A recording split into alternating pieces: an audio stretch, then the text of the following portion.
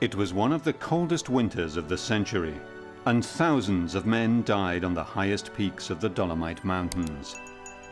On one, Col di Lana, rather than struggle across snowfields under fire, Italian soldiers dug through rock and ice to blow up the summit of what would ever after be known as Blood Mountain.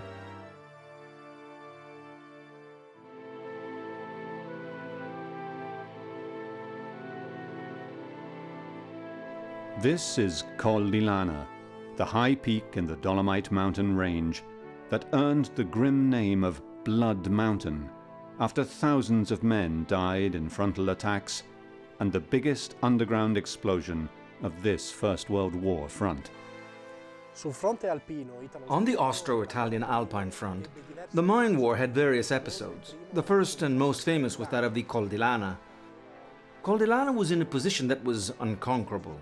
The Austrians had fortified it from the first day of the war, and the Italians weren't able to take it.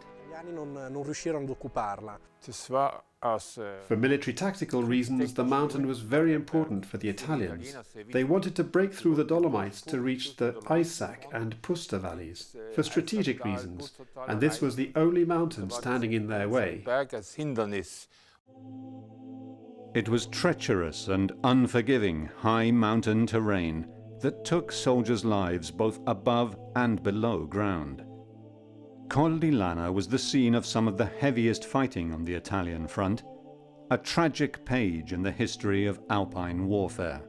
Col di Lana in particular was a very difficult front on the Dolomites because it included both the characteristics of mountain warfare, that of alpinism, but also the great assaults that were characteristic of the Isonzo front and the Eastern front. They wanted to take the mountain at any price. The Austrians had at that time just put small groups on top, but then the fighting went on and on so long, until finally for the Italians the only option left was the explosion. When Italy entered the war on the 24th of May 1915, its frontiers stood at the edge of today's Veneto region of Italy. The Mountain War was a series of battles fought between 1915 and 1918 across the then border between the Austro-Hungarian Empire and Italy. Italy claimed the cities of Trent and Trieste, believing they could annex them in a lightning attack. The spring of 1915 seemed like an ideal moment for Italy to expand its territories northwards and eastwards. These mountains that rise up around the resort town of Cortina were the scene of the harshest battles when the undermanned Austrian garrison retreated to the more easily defended mountain peaks. Italy had hoped to gain its desired territory in a surprise offensive, but the battle soon became bogged down in a high-altitude war of attrition in harsh mountain conditions.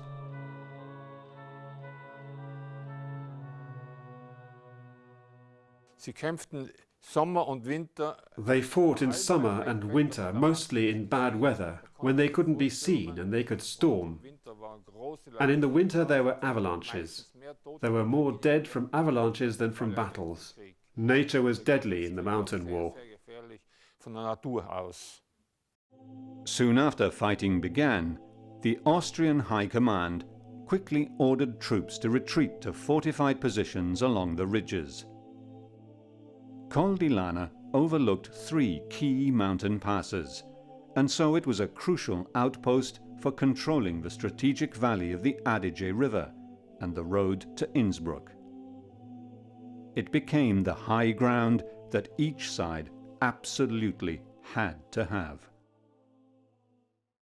Andy Hawkins and Julia Richardson are archaeologists of the British Durand Group, specialised in exploring the tunnels of the First World War. They have come from England to explore the vestiges of the largest controlled explosion in Italy from that era, the Col di Lana mine. They start their tour with the same view of the mountain that the Austrian artillery had. They meet up with their local guide, Paolo Tassi. Ciao.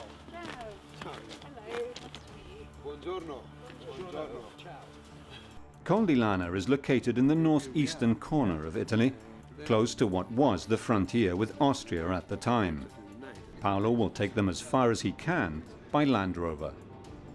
During 1915-1916, Italian troops from 6 regiments and several specialized battalions tried over and over again to storm the mountain, which was defended by both the German Alpine Corps and later by Austrian regiments. One of the leaders of the Italian assaults was Giuseppe Garibaldi II, known as Peppino. The Australian-born Garibaldi was an Italian patriot and revolutionary, the grandson of Giuseppe Garibaldi, a central figure in the Italian Wars of Independence. Anita Garibaldi is the great-granddaughter of Giuseppe Garibaldi. Uncle Peppino felt overwhelmed by his Garibaldi ancestry. It was only natural, because he was his grandson. They were very close. She remembers many of the war stories told by her Uncle Peppino and her father, who also fought in the battle. This one here in the center is Uncle Peppino, and this last one here on the end is my father, who was still a young man. He's just a boy here. And this is Uncle Sante, and Uncle Ricciotti, and Uncle Menotti, and they are all together, you see. They have the black band on their arms, because they were grieving the loss of 2 of their brothers. Like his grandfather, Garibaldi II was a hardened warrior, having fought alongside the Greeks in 2 different wars, as well as conflicts in South America. He served with the British Army in the Boer War and as a colonel in the Mexican Revolution. If there was an impossible battle to wage, Garibaldi was the man to do it. As far as Col di Lana is concerned, I think it was a battle that was very important for him, especially given his perspective on life. For my father, it was almost as important, because he was almost killed. The mountain was defended by German soldiers and elite Austrian Kaiserjäger troops, with the backup of the most modern rapid-firing artillery Germany had available. But Garibaldi and the other Italian units had only a small number of antiquated pieces. The frontal attacks up the ridges that led to the summit were literally suicidal. Between July and October 1915, no less than 15,000 Italian soldiers were killed or wounded. However, when the elite German units were sent to the Balkan front in August 1915, defending the mountain fell to the Landesschützen und Kaiserjäger. One of the young officers was Oberleutnant Anton von Tschurchenthaler from near Bolzano. He was commander of the 6th Company of the 2nd Tyrolean Kaiserjäger. He was a personality, a strong personality. He was nice and everybody liked him, but he was through and through a gentleman and an officer. Anton von Tschurchenthaler was to be the protagonist of one of the greatest tragedies of the White War in the high Dolomite mountain range. Summer 1915. Italy had been at war just 3 months, and infantrymen from all over the country flocked to the front. As the Italian army mobilized in patriotic spirit, military logistics proved difficult. In the summer of 1915, the Italians went into the Great War with a Carcano 1899 rifle, a rifle that was advanced at the time. It had a magazine of 6 shots, and at the time the Austrians had only 5. The Italians had a knapsack for the hand grenades and also for personal use, for rations, and a backpack full of all the equipment they needed, their mess kit, shovels, pickaxe, bayonet, which, with all these things, weighed over 20 kilograms.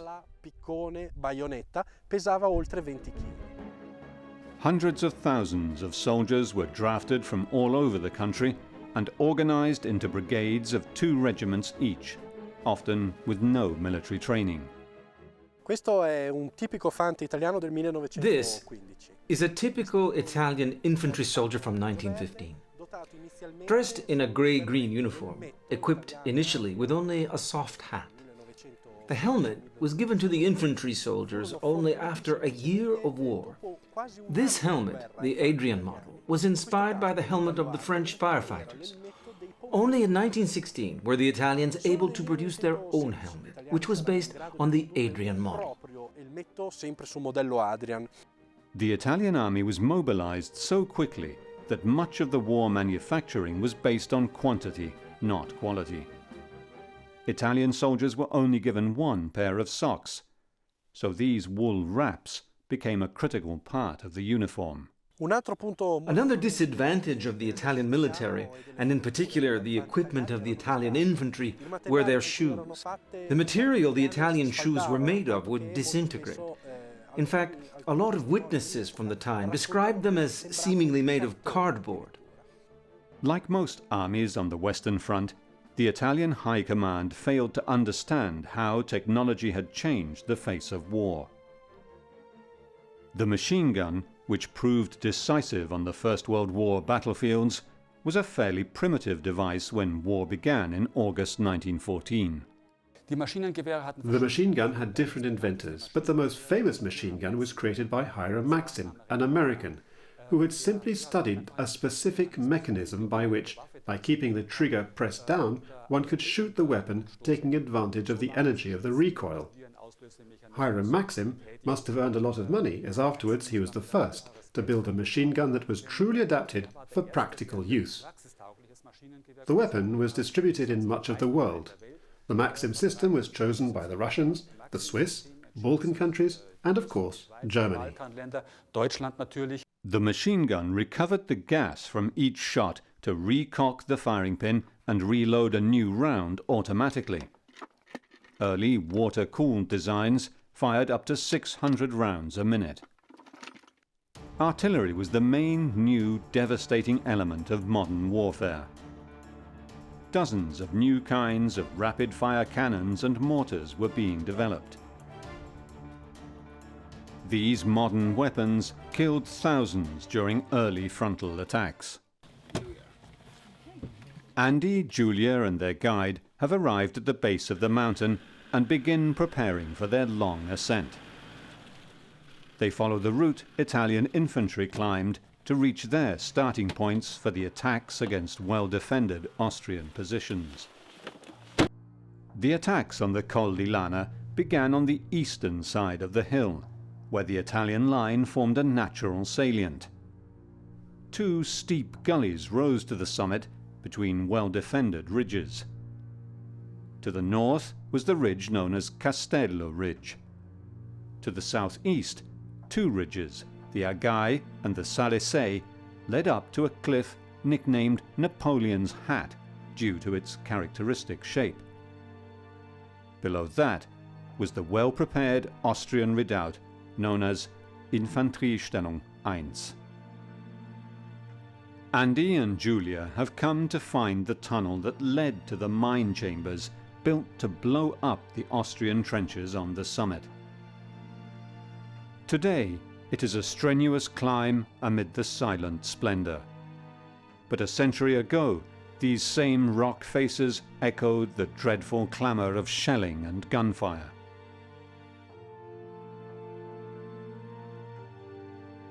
You've only got to look at the terrain, haven't you, and see that to try and take, entrenchments that are well defended, well prepared, you're talking maybe 10, 20 times the number of men. Yeah. Given the casualty rates you're getting, given the type of artillery you're using around here, because it's not really heavy, the really big stuff. So incredibly difficult. All through the summer of 1915, attacks on the side of the mountain failed, as Italian infantry tried to storm Col di Lana from the northeast with little artillery support, while under heavy bombardment by the Austrians.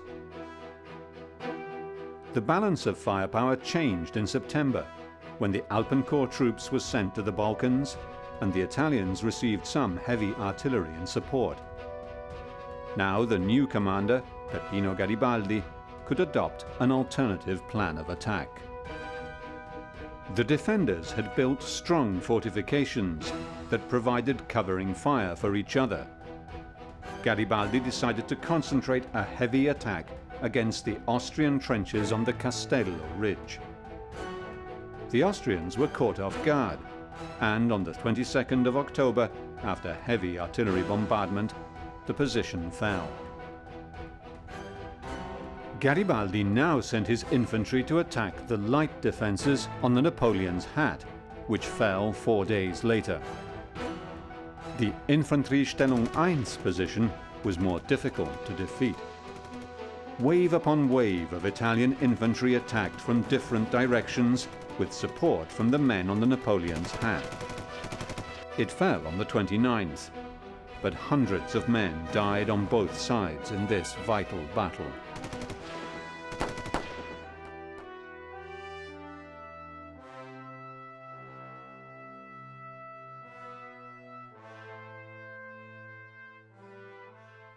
Andy and Julia have reached the base of the Napoleon's Hat, the location of the heavily defended Infanteriestellung 1. The Italians still had to climb a long way to the top. Every time the Italian infantry attacked, it was open to massive enemy artillery fire. But slowly they moved up the mountain, building temporary shelters in the rock. On the 8th of November, they were at the barbed wire defences of the summit and began cutting them. Infantrymen poured into the Austrian trenches, but Italian losses were so heavy that they could hold them for a few hours only. The Austrian counterattack and artillery bombardment pushed them back to a safer place below the crest, where they dug in. The successive attacks continued up the two ridges to the summit, where the Italian infantry dug a trench to protect their supply line from enemy fire. The carnage during the assaults on the summit was horrific, with hundreds of men dying each time.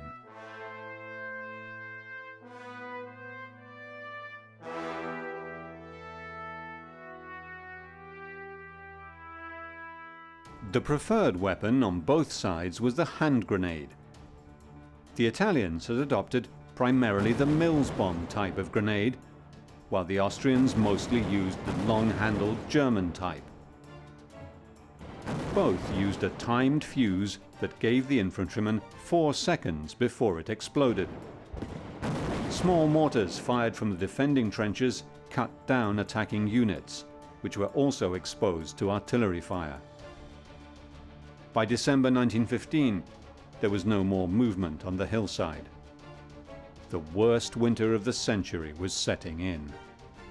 Anton von Tschurchenthaler was a young commander of a company of Kaiserjäger, local soldiers from South Tyrol recruited to defend their homeland.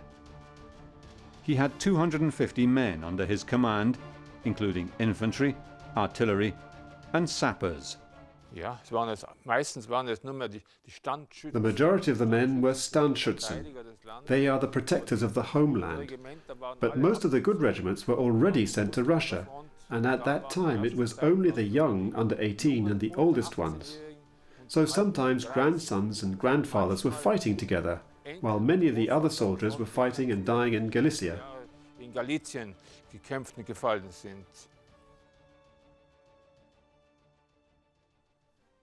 The Austrian troops occupied this tiny, impregnable spot on the summit. The companies would work in week-long shifts.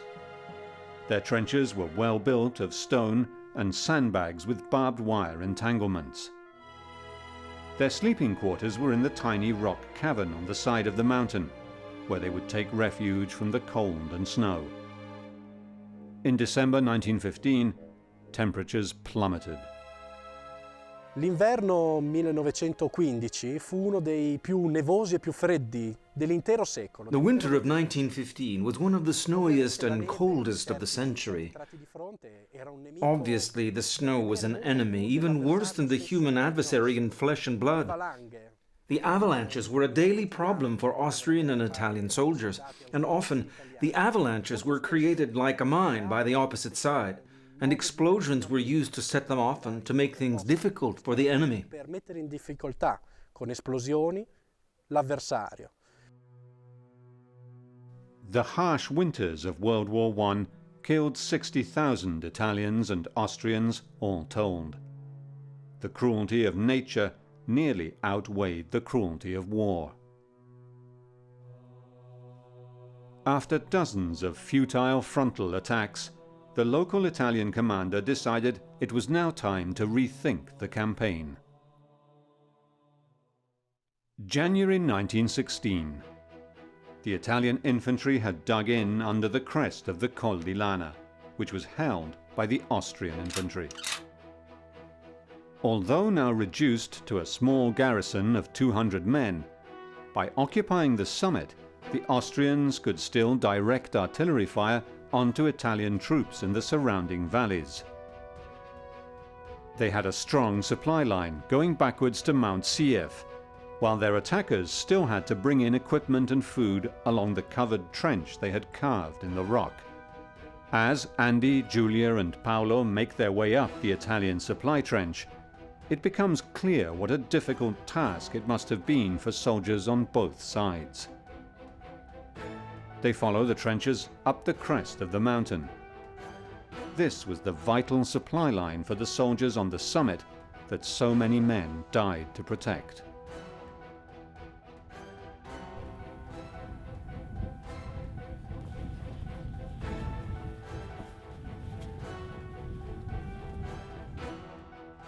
Frustrated by their inability to take Col di Lana by storm, the Italians brought one of their best engineers to the front to plan a different kind of attack, this time from underground.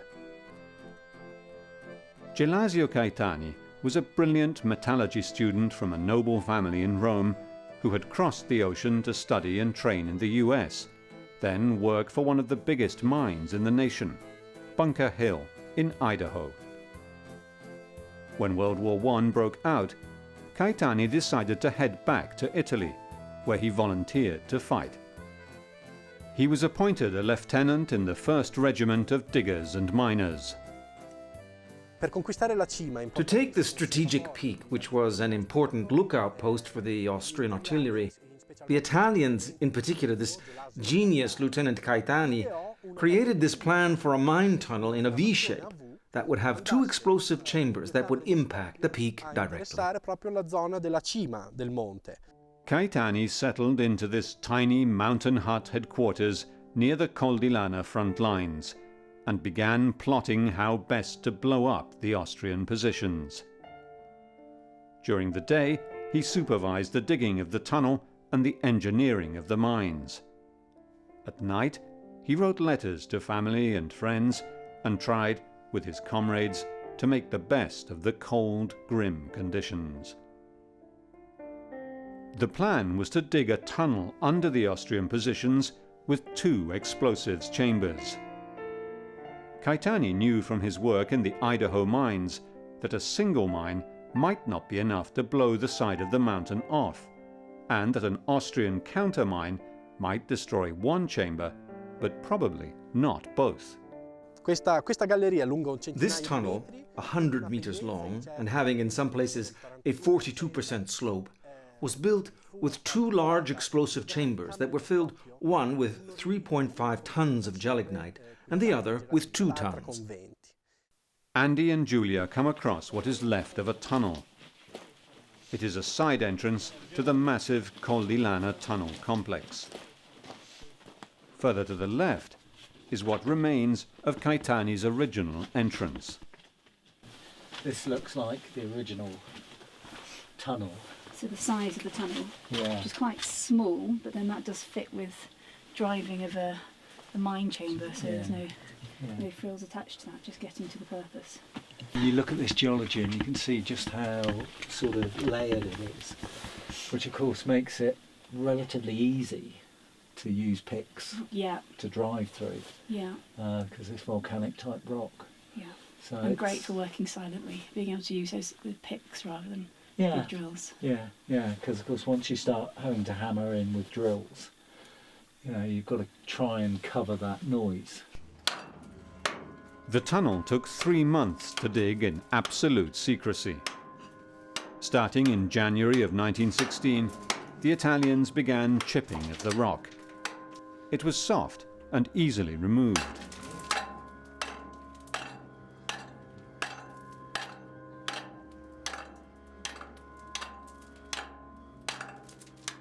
But you've got all the spoil to get out. Of course, yeah.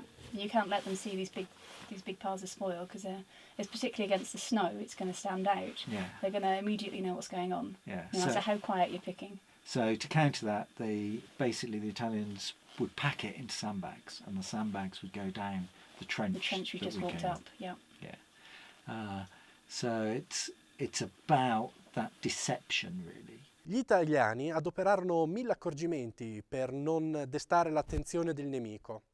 The Italians had many ways of not exposing themselves to the enemy, such as disposing of the debris and spoils that were coming out of the tunnel, because these spoils outside of the tunnel would have muddied the snow and alerted those on the summit that there was something going on further down the mountain. L'austriaco sulla vetta che c'era qualcosa di grosso in lavorazione più a valle. The Austrian garrison was well placed to defend the summit, with a protected supply line from the next mountain down, Mount Siev. Regularly relieved, morale was high, and the troops were confident that they could hold out for a long time. However, Austrian observers from overlooking positions could see the Italian activity, and soon suspected that a tunnel was being built. Gli austriaci, nonostante tutto questo, The Austrians, despite these efforts, became aware of the Italian project, and they immediately started building a tunnel for a countermine that was right over the Italian tunnel, with the goal of destroying the Italian mine. Scoppio saltare per aria I lavori di mina italiani. Ist von oben aus schon ein sehr guter Einblick hinunter gewesen, weil ein Berg so hinauf. From above, there was a very good view of below, because that is how the mountain was situated. But there were so few troops that the Italians could get close. But they could not take it, until in the end the explosion became the only option. It was the first time an occupied mountain peak was taken by explosion. Aber das war die erste Eroberung eines Berges mittels einer Sprengung. The desperate search for the Italian mine began, and the Austrian engineers began digging a countermine shaft down towards the Caetani tunnel. The more noise you make, the easier it is to triangulate your position in height and depth. So you would take sort of 2 or 3 readings from different positions up on the mountain, and you'd triangulate down. Right, and then you'd start your countermine heading in that direction. Yeah. And the trick is to get the countermine close enough, but not to actually break through. Okay, so then you charge your countermine, and then you'd normally put some sort of listening device, and then blow it when the enemy are in the vicinity of your... The early tunnelling techniques were rudimentary, so the noise and vibrations of the digging were often detectable using simple devices, such as listening or watching for ripples in pans of water. Later, stethoscopes were used. The British soldiers on the Western Front would later be equipped with the geophone, a double stethoscope which allowed the triangulation of vibrations between 2 amplifying plates. I think the decision then made to undermine, and mine blown in April? April, yeah. Yeah, so what you've got is sort of 3 months, 3.5 months of basically digging up. Hard work. Hard work. The Austrian mine blew on the 7th of April 1916, just a few weeks before the Italian mine. Gli austriaci in tutta fretta approntarono questa galleria e la fecero scoppiare, ma era troppo The Austrians very quickly built this tunnel and blew it, but it was too deep and it didn't damage the Italian tunnel. The explosion caused the death of 4 engineers who found themselves inside the tunnel and died of suffocation from the gas of the Austrian explosion. But the structure of the Italian tunnel was not damaged, so the mine of Col di Lana could La proceed. struttura della galleria era salva, il progetto di mina del Col di Lana poteva procedere. In the end, you end up with a failed countermine. Right, so they knew it was happening, it was going to happen. They just didn't know when. Yeah, and you can just imagine the morale up there, knowing that it's going on, that there's a mine that's coming closer and closer. From that time onwards, the Austrian soldiers holding the summit of the Col di Lana knew their days were numbered. Troops changed shifts every week, so it was a game of Russian roulette as to who would be on the mountain when the mine did actually blow. Und sie haben mehr oder weniger gewusst, heute Nacht oder morgen wird es in die Luft sprengen. They more or less knew that tonight or tomorrow morning they would be blown up.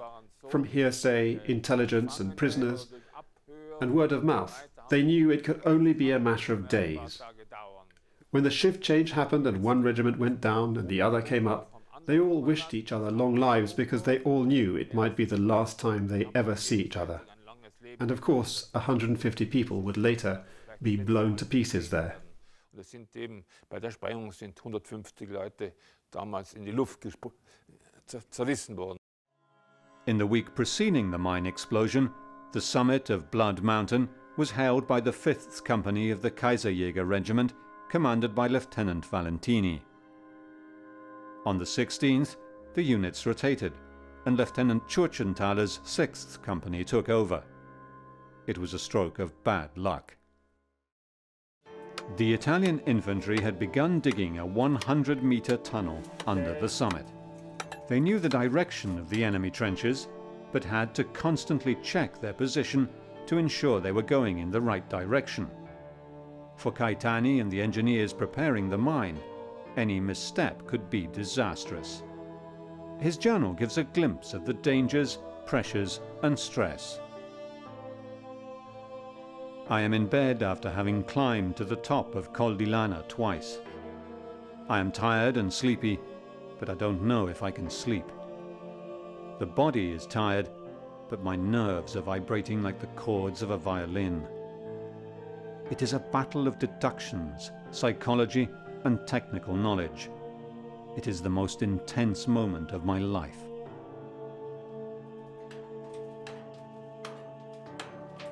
Digging using picks was laborious work, but at times the Italians came across harder rock and had to turn to explosives.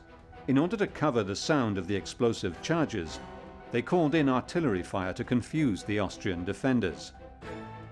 Every move was calculated to deceive. So as not to let the enemy know about these explosions, these operations were often coordinated with intense artillery fire to confuse the enemy, who were often using listening devices on the ground. L'avversario che attento, molto spesso, con dei sensori auscultava il terreno. The explosive used was gelignite, that Lieutenant Caetani had used many times before in the treacherous mines of America. It came in boxes and had to be made safe for transport. We're using about 5 tons of gelignite. Now, that's a blasting explosive, quarrying explosives. Okay. Okay, and it's primarily a derivative of nitroglycerine, so it contains nitroglycerine. But what they do is they include desensitizers, so waxes and sawdust and things like that. So it usually comes in cartridges when they're blasting. And the reason you desensitize it is because nitroglycerine is a very sensitive explosive. Lieutenant Churchenthaler was alarmed by the behavior of the Italian infantry. Terrifyingly, they had heard them drilling. But then, eerie silence. They heard the drilling. They knew that after the drilling would come an explosion. They knew that after there was no more drilling and they saw there were no more materials coming out, they knew now they're very close to us, and soon they will blow us. And from prisoners and so on, they were able to say with fairly good accuracy when it would be. Churchenthaler withdrew as many of his troops into the cavern as he could, leaving only a few sentinels outside to watch the enemy activity. He knew a massive attack was being readied, and sent a runner down the mountain to the nearby headquarters, pleading for reinforcements. After months of meticulous planning, engineering and digging, the moment had finally come to blow Col di Lana. We can barely breathe. If the fan breaks, we are lost.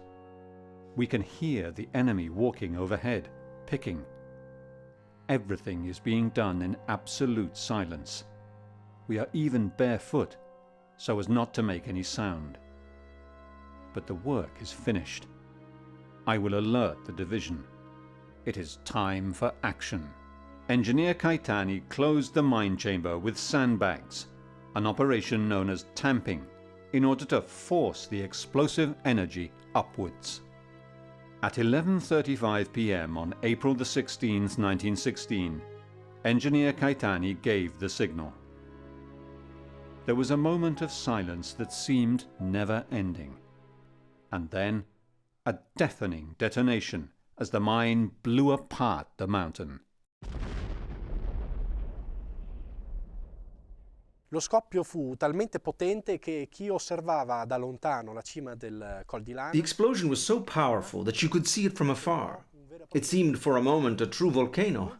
Many of the residents of the Val Badia below, many kilometers away from Col di Lana, said they could feel the explosion shake their homes.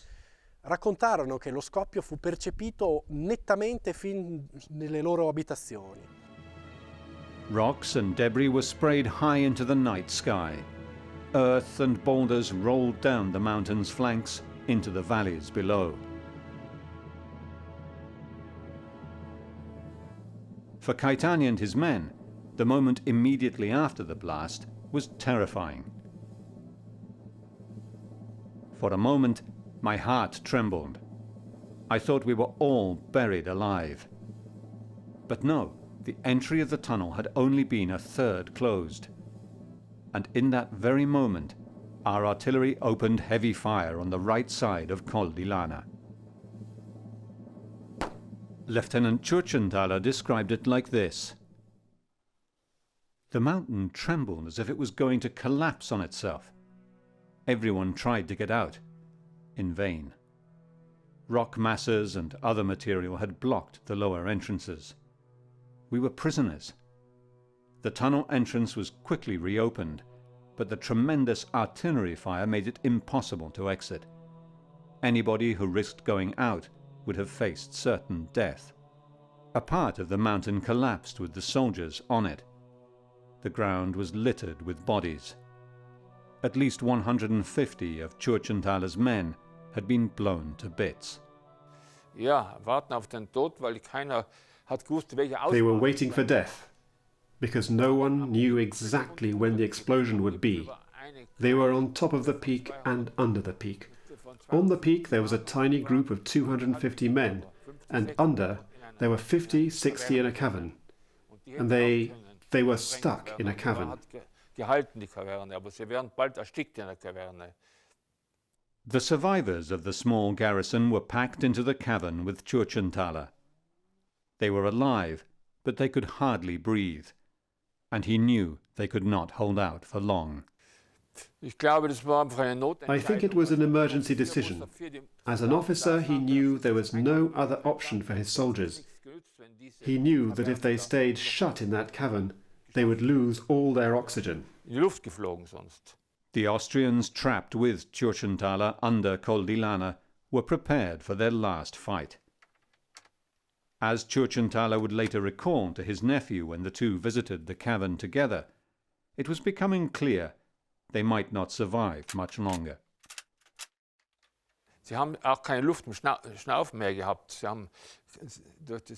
They had no more oxygen. The gas went in from the explosion and they tried using clothes and blankets to wave the gas out, but it was useless. They knew they were going to run out of air. The Italian infantry swarmed into the Austrian trenches, while the dozens of survivors remained barricaded in the small cave. Their commander had to make a snap decision, one that would save the lives of his men. It would have made no sense to stay. They were 80 men in a hole. It was so small. I have no idea how 80 men could have fit in there. For anyone going out, it would have been a suicide, because it would have taken just one Italian to throw a grenade in, and they would have all been blown sky high. He made a decision, as a commander, to take off his weapons and to go tell the Italians, "We are surrendering. We have no more will to fight." Keine Möglichkeit mehr zu kämpfen. It was time to surrender. Churchenthaler led his troops out to where the Italian infantry waited and handed over his weapon. They were taken prisoner and led solemnly down from Col di Lana.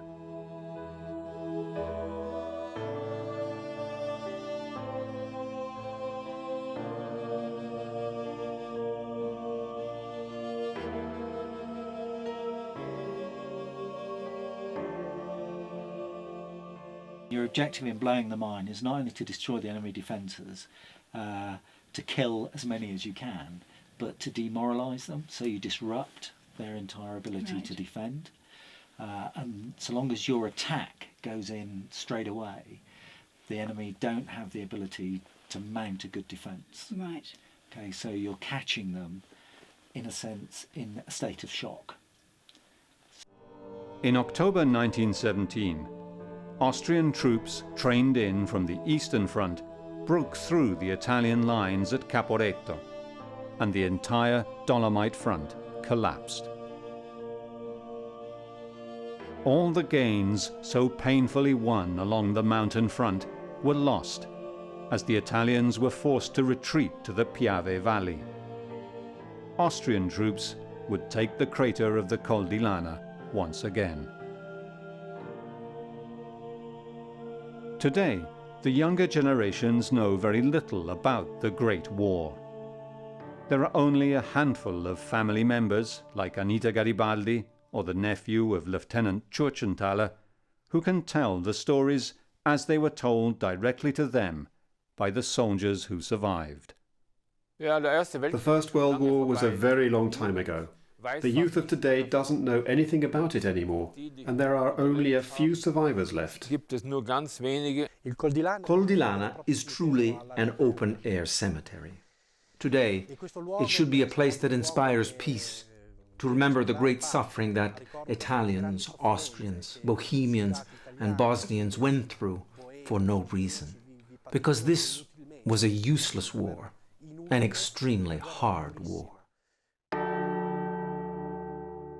Today, the massive crater still visible in the side of the mountain is a solemn reminder of the immense sacrifice of so many lives for yet another futile chapter in the great underground war.